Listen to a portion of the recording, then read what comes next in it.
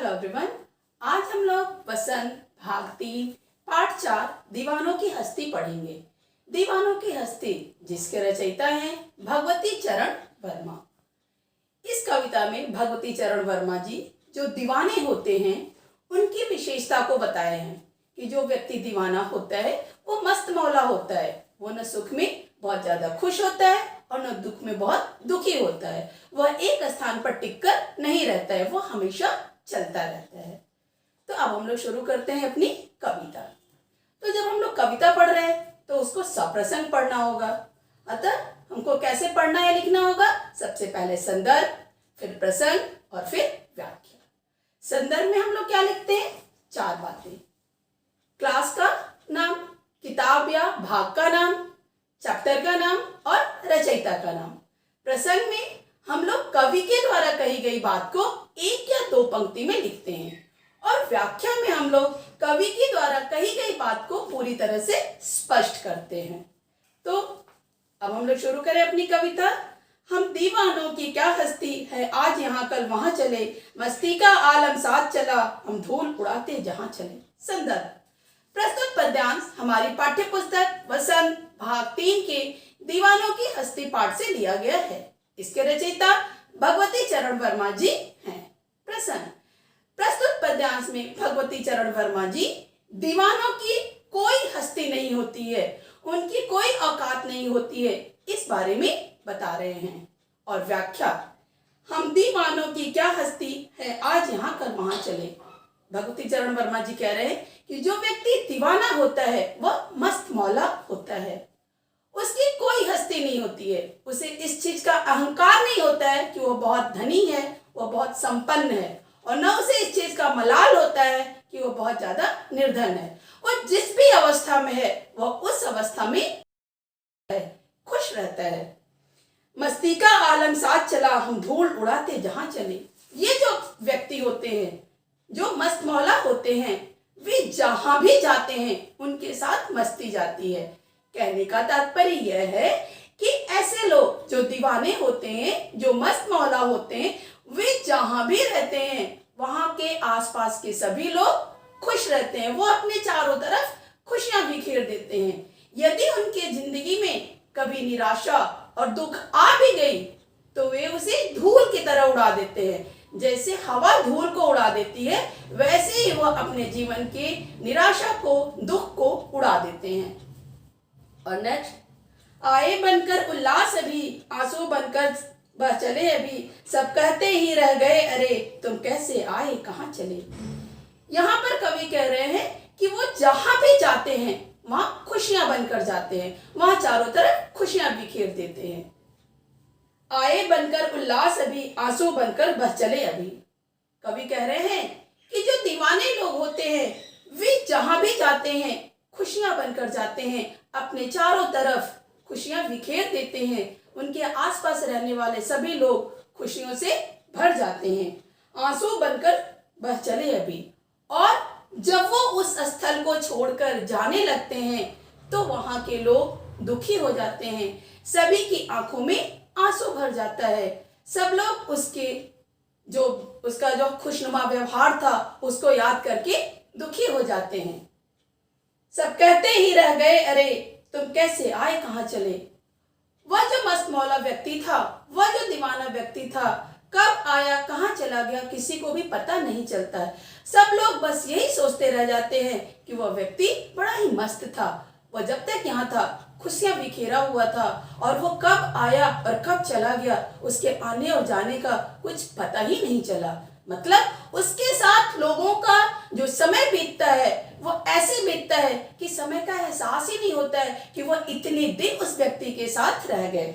और नेक्स्ट। किस ओर चले यह मत पूछो, चलना है बस इसलिए चले, जग से उसका कुछ लिए चले, जग को अपना कुछ दिए चले। यहाँ पे कवि कह रहे हैं कि वो उन्हें कहाँ जाना है, किस लिए जाना है, ये उनसे मत पूछो, क्योंकि इसका उन्हें भी पता नहीं है। और व्याख्या। किस ओर चले यह मत पूछो, चलना है बस इसलिए चले। कवि कह रहे हैं कि वह कहाँ जा रहे हैं, किस ओर जा रहे हैं, किस लिए जा रहे हैं, यह उनसे मत पूछो, क्योंकि इसका भान उन्हें खुद को भी नहीं है। बस उन्हें जीवन में चलना है और चलते ही रहना है, इसलिए वो चलते रहते हैं। क्योंकि जिंदगी का नाम ही चलना है। हम जहाँ रुक जाते हैं वहीं हमारी जिंदगी थम जाती है, हम विकास नहीं कर पाते हैं। इसलिए कवि कह रहा है कि मैं बिना सोचे बस चलता ही रहता हूँ। मुझे खुद को भी नहीं पता है कि मैं क्यों जा रहा हूँ, कहाँ जा रहा हूँ, किस लिए जा रहा हूँ। जग से उसका कुछ लिए चले, जग को अपना कुछ दिए चले। कवि कह रहे हैं कि मैं इस संसार में आया हूँ तो संसार से मैं बहुत सी अच्छी बातें सीखा हूँ। मैं जहाँ जहाँ भी गया वहां से मैंने कुछ न कुछ सीखा है, और वह जो मैंने सीखा है लोगों से, वहां के उन बातों को, उन चीजों को मैं इस दुनिया के अन्य लोगों में भी बांटना चाहता हूँ। इसलिए मैं हमेशा विचरण करता रहता हूँ, ताकि मैं जो अच्छी बातों को सीखा हूँ वह और लोगों में बांट सकूं और लोगों को मैं खुशियां दे सकूं। आगे, दो बात कही दो बात सुनी, कुछ हंसे और फिर कुछ रोए, चक्कर सुख दुख के घूंटों को हम एक भाव से पिए चले। यहाँ कवि कह रहे हैं कि जो दीवाने होते हैं वे सुख और दुख दोनों को समभाव से स्वीकार करते हैं। और अब व्याख्या, दो बात कही दो बात सुनी, कुछ हंसे और फिर कुछ रोए। कवि कह रहे हैं कि दीवाने लोग जहां भी जाते हैं वे वहां के लोगों के साथ बिल्कुल रम जाते हैं। वे उनके सुख दुख को सुनते हैं और अपने सुख दुख को सुनाते हैं। दो बात कही दो बात सुनी, मतलब उनकी दो चार बातें सुन लेते हैं और अपनी दो चार बातें सुना देते हैं। उनके साथ एकदम एक रस हो जाते हैं, घुल मिल जाते हैं। ऐसा लगता ही नहीं है कि वे कहीं और से आए हुए हैं। कुछ हंसे और फिर कुछ रोए। जब वे किसी की बात को सुनते हैं, अपनी बात को सुनाते हैं, तो उसमें कभी कभी दुखद बातें भी आ जाती हैं और उस पल में वे कभी कभी रो देते हैं। और जब खुशी की बात होती है, हंसी की बात होती है, तो वे हंस भी लेते हैं। मतलब वे जहाँ रहते हैं वहाँ के लोगों के साथ वो हंसते भी हैं, रोते भी हैं, उनके सुख और दुख में पूरी तरह से वो शामिल हो जाते हैं। चक्कर सुख दुख के घूंटों को हम एक भाव से पिए चले। कवि कह रहा है कि जो दीवाने होते हैं, मस्त मौला होते हैं, उनके लिए सुख और दुख एक समान होता है। वे सुख और दुख को एक समान स्वीकार करते हैं। वे न तो सुख में बहुत ज्यादा खुश होते हैं और न दुख को लेकर के बहुत दुखी होते हैं। वे दोनों को सब भाव से स्वीकार करते हैं और हमेशा खुश रहते हैं, सुखी रहते हैं। आगे, हम भिखमंगों की दुनिया में स्वच्छंद लुटाकर प्यार चले, हम एक निशानी सी उर पर ले असफलता का भार चले। यहाँ पर कवि यह जो दुनिया है, इस दुनिया को भिखमंगा कह रहे हैं। क्यों? क्योंकि इस दुनिया के लोग बड़े ही स्वार्थी हो गए हैं। वे सिर्फ लेना जानते हैं, कुछ भी देने को तो वो तैयार ही नहीं है। इस भिखमंगों की दुनिया में स्वच्छंद लुटाकर प्यार चले। स्वच्छंद मतलब अपने मन का जितना चाहा उतना लुटाया, कोई रोक टोक नहीं है। यह जो दुनिया बड़ी ही स्वार्थी है, बड़ी ही मतलबी है, इस स्वार्थी दुनिया में कवि कह रहे हैं कि मैं खुले दिल से प्यार और खुशियां लुटाता चला। हम एक निशानी सी उर पर ले असफलता का भार चले। मैंने इस दुनिया वालों को जो खुशी दी, जो प्यार दिया, उस खुशी और प्यार का एहसास मेरे दिल पे हमेशा ही विद्यमान रहेगा। लेकिन कवि को एक चीज का मलाल है कि उसने दुनिया को सुख दिया, खुशियां दी, प्यार दिया, लेकिन बदले में उसे वह खुशी और वह प्यार नहीं मिला।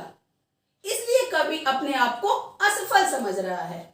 लेकिन इस असफलता का जिम्मेदार वह दुनिया वालों को नहीं समझ रहा है, बल्कि इस असफलता का जिम्मेदार वह अपने आप को ही समझ रहा है कि शायद उसी के प्यार लुटाने में, उसी की खुशी लुटाने में कोई कमी रह गई, जिसकी वजह से लोग उसे वह प्यार, उसे वह खुशी न दे सके।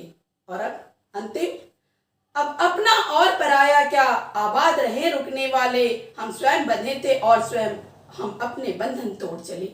यहाँ पे कवि कह रहा है कि दीवाने लोग जो होते हैं वे सांसारिक मोह माया के बंधन में नहीं बनते हैं, वे वैराग्य से होते हैं। अब अपना और पराया क्या, आबाद रहे रुकने वाले। कवि कह रहा है कि वे लोग जो दीवाने होते हैं, मस्त मौला होते हैं, उनके लिए इस दुनिया में कोई भी अपना और पराया नहीं होता है। वे इस दुनिया में वसुधैव कुटुंबकम के भाव से भर जाते हैं। वे पूरी वसुधा को ही अपना समझते हैं। वे पूरी वसुधा को ही अपने परिवार की तरह प्यार करते हैं। और जो लोग इस दुनिया में अपने मंजिल को पाकर के संतुष्ट हो गए हैं, वे एक जगह स्थिर होकर रहना चाहते हैं। कभी उनके लिए मंगल कामना कर रहे हैं, उन्हें आशीर्वाद दे रहे हैं कि वे जहाँ भी हैं वहाँ सुख से रहें, खुशी से रहें। हम स्वयं बंधे थे और स्वयं हम अपने बंधन तोड़ चले। कवि कह रहे हैं कि जो कवि होते हैं, जो दीवाने होते हैं, जो मस्तमौला प्रवृत्ति के लोग होते हैं, वे खुद ही अपने आप को बंधनों में बांधते हैं और खुद ही उन बंधनों को तोड़ देते हैं। तो कवि यहाँ पे कह रहे हैं कि मैंने सांसारिक बंधनों को, जो मोह माया के बंधन है, जो अपना पराया का बंधन है, मैंने उसको तोड़ दिया है। और अब मेरे जिंदगी का एक ही मकसद है कि मैं हमेशा चलता रहूं और बस चलता ही रहूं। मैंने जो मार्ग चयन किया है, मैं उस मार्ग पर हमेशा आगे बढ़ता रहूं और इस दुनिया में खुशी और प्यार बांटता रहूं। यही मेरे जीवन का मकसद है। यही दीवाने लोगों के जीवन का मकसद है। कवि स्वयं को भी दीवाना ही कह रहे हैं। और यहाँ पे हमारा यह पाठ पूरा हुआ। धन्यवाद। आपका दिन मंगलमय हो।